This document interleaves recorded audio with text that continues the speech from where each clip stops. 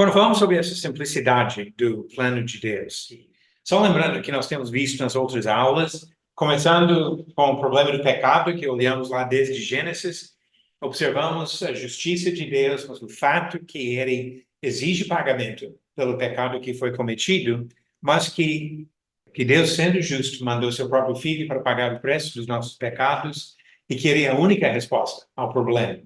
Aí, na outra semana, falamos sobre o fato que ele quer pessoas que fazem a vontade do Pai e não as tradições e doutrinas dos homens. Então, a partir disso, eu quero iniciar hoje, provavelmente, 2 aulas sobre a simplicidade do plano que Deus deu, justamente nessa questão da confusão religiosa e pensando sobre a igreja.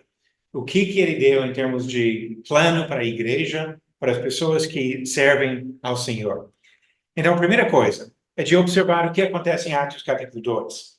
Até numa das semanas que não tinha internet aqui, o Josias fez uma aula sobre as conversões no livro de Atos. Atos capítulo 2 relata o caso dos 3.000 que foram batizados no dia de Pentecostes. E no final do capítulo diz, louvando a Deus e contando com a simpatia de todo o povo. Enquanto isso, acrescentava-lhes o Senhor dia a dia os que iam sendo salvos. Então, a ideia de acrescentar, acrescentando um ao outro, e assim que cria a igreja, esse conjunto de pessoas salvas. Agora, esses seguidores de Cristo, aqui em Jerusalém, depois em Samaria, Antioquia, em outros lugares, começaram a se reunir. Observamos isso já no capítulo 2, e se torna evidente ao longo do livro de Atos e as epístolas, que era normal para os cristãos numa determinada cidade ou determinado lugar se reunir, que eles se formaram em termos práticos como uma igreja local. Então, a questão que nós vamos entrar hoje é como essas comunidades cristãs ou espirituais faziam naquela época. Como foi em termos de adoração, de organização, etc., olhando para esses grupos iniciais dessas igrejas primitivas. E começando com a questão da organização. A simplicidade da organização das igrejas no Novo Testamento é impressionante. Em contraste com o que nós observamos hoje de hierarquias muito complicadas em muitos grupos religiosos. Não é isso que encontramos no Novo Testamento. Esta organização é bem simples. Atos capítulo 14 fala sobre a volta de Paulo e Barnabé no final da primeira viagem, que eles tinham ido de Chipre, depois para a Ásia Menor, e pregaram para várias pessoas. Agora eles voltam, e no capítulo 14, versículo 23, diz, e promovendo-lhes em cada igreja a eleição de presbíteros. Depois de orar com jejuns, os encomendaram ao Senhor, em quem haviam crido. Observamos aqui que a organização foi no nível local. Em cada igreja, essa escolha de presbíteros. E assim encontramos outros trechos que reforçam isso. Eu não vou ler agora, mas 1 Timóteo 3, do versículo 1 ao 13, fala sobre qualificações de presbíteros ou bispos e qualificações de diáconos, servos subordinados a esses presbíteros. E, novamente, observando algo no contexto local, quando chegamos em Atos capítulo 20. Em Atos 20, Paulo, agora na volta da terceira viagem, ele passa perto da Ásia Menor, mas ele não quer ficar. Então, de Mileto, diz, versículo 17, ele mandou a Éfeso chamar os presbíteros da igreja. Então, os presbíteros da igreja de Éfeso. Uma igreja local e alguns presbíteros, mais de um. Versículo 28, ele frisa a função local desses presbíteros. Atendei por vós e por todo o rebanho, sobre o qual o Espírito Santo vos constituiu bispos, para pastoreardes a igreja de Deus, a qual ele comprou com seu próprio sangue. Então, ele fala sobre o rebanho que Deus tinha colocado esses homens para supervisionar a igreja local. Pedro usa a linguagem, 1 Pedro capítulo 5, do trabalho daqueles que estão com vocês, entre vocês. E aqui a mesma ideia. Ele fala sobre aqueles que foram encarregados a eles, aos presbíteros da igreja de Éfeso.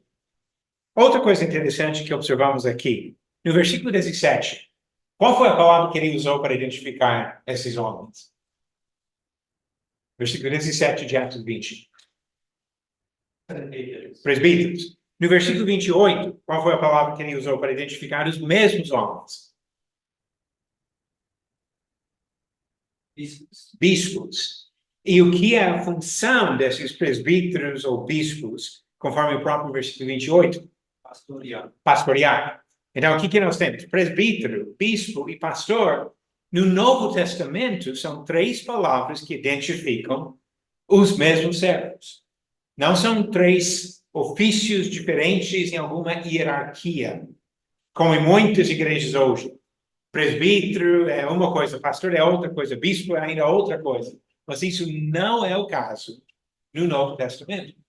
Presbítero, bispo, pastor são apenas três maneiras de descrever os mesmos líderes que foram escolhidos nessas congregações locais. E assim também observamos alguns fatos importantes aqui. Pluralidade. Nenhuma vez no Novo Testamento fala sobre o pastor de uma igreja, a não ser o supremo pastor, Jesus, sobre toda a sua igreja. Mas quando fala sobre pastores, presbíteros, bispos, em determinado local, sempre no plural. E assim Deus não colocou um homem com poder para dominar uma igreja, mas 2 ou 3 ou 10, talvez, servindo juntos no mesmo contexto, na mesma congregação. Outra coisa que observamos aqui é a autonomia dessas congregações.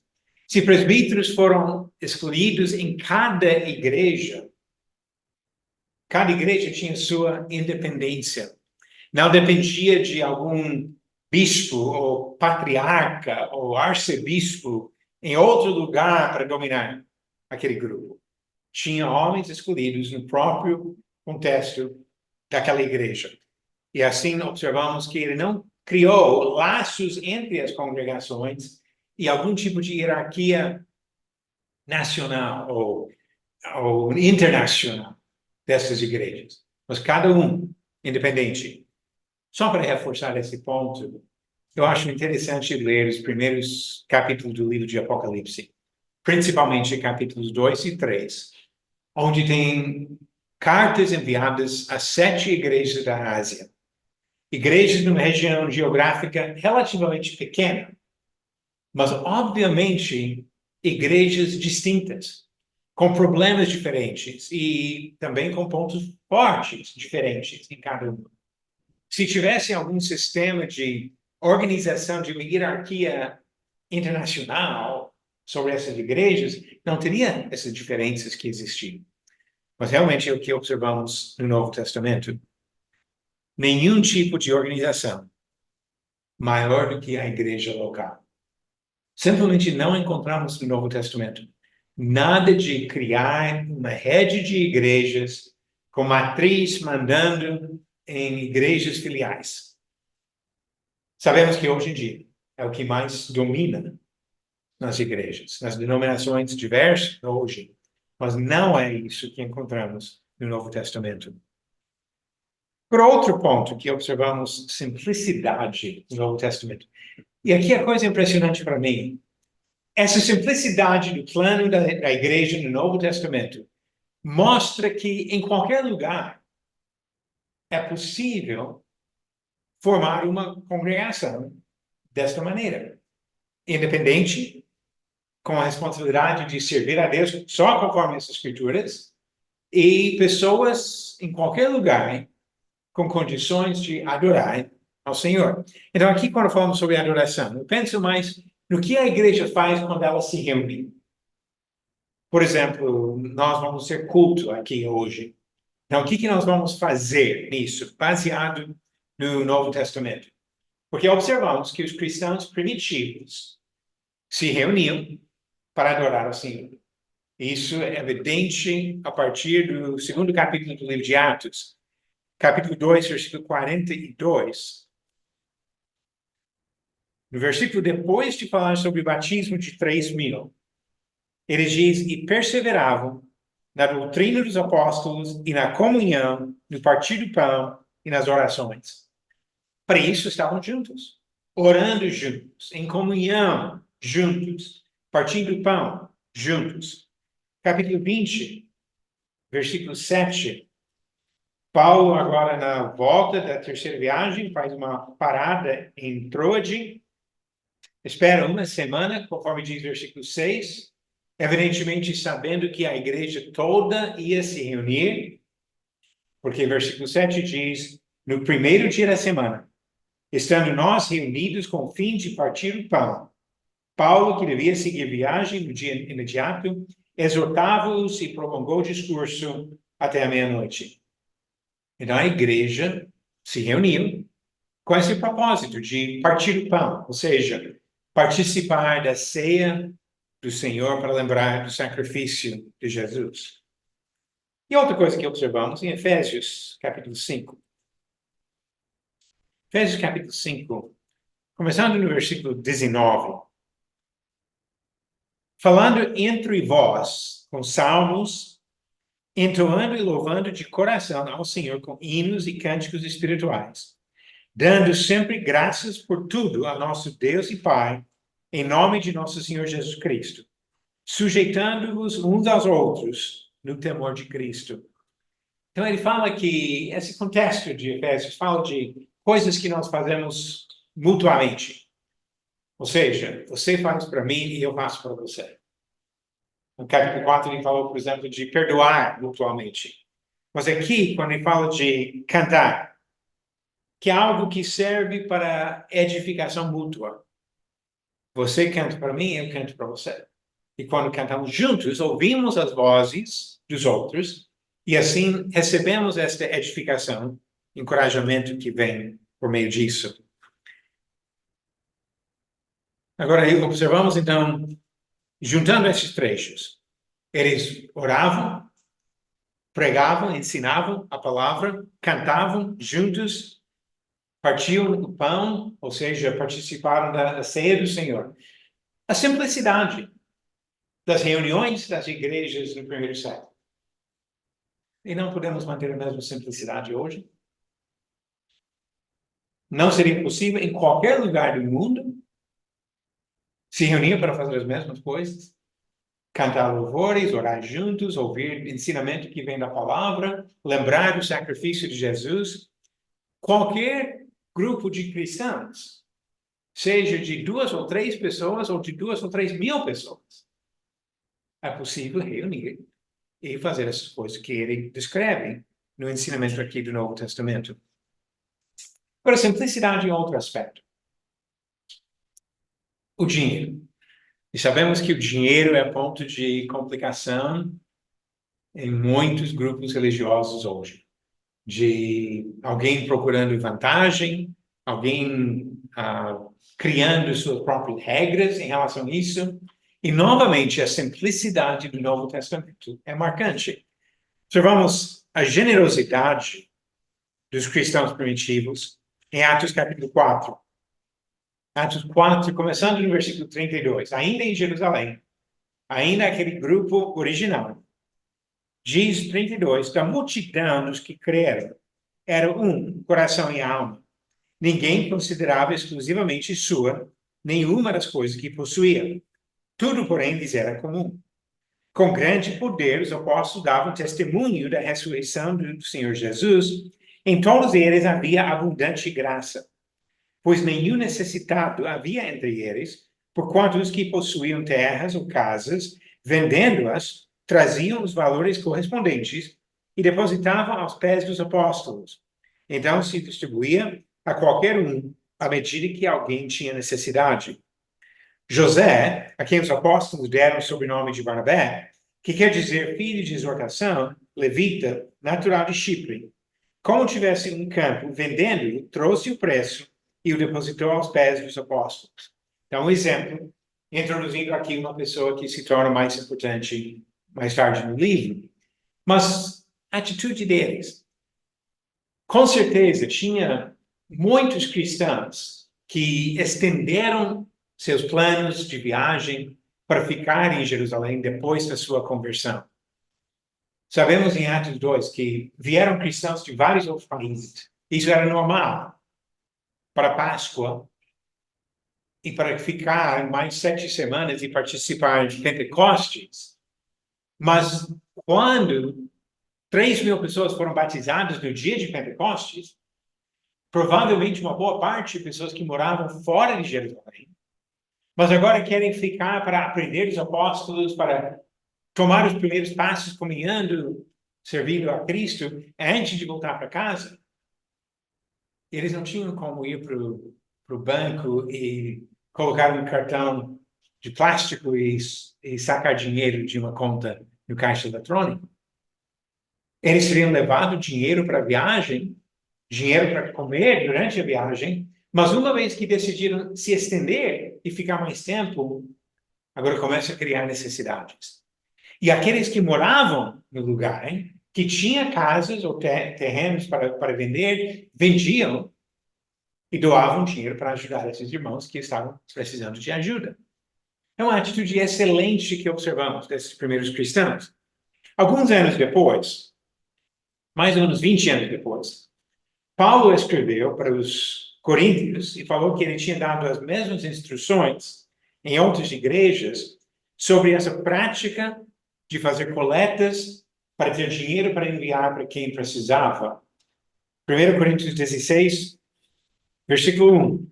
Quanto à coleta para os santos, fazei vós também como ordenei às igrejas da Galácia. No primeiro dia da semana, cada um de vós ponha de parte em casa, conforme a sua prosperidade, e vá juntando, para que se não façam coletas quando eu for.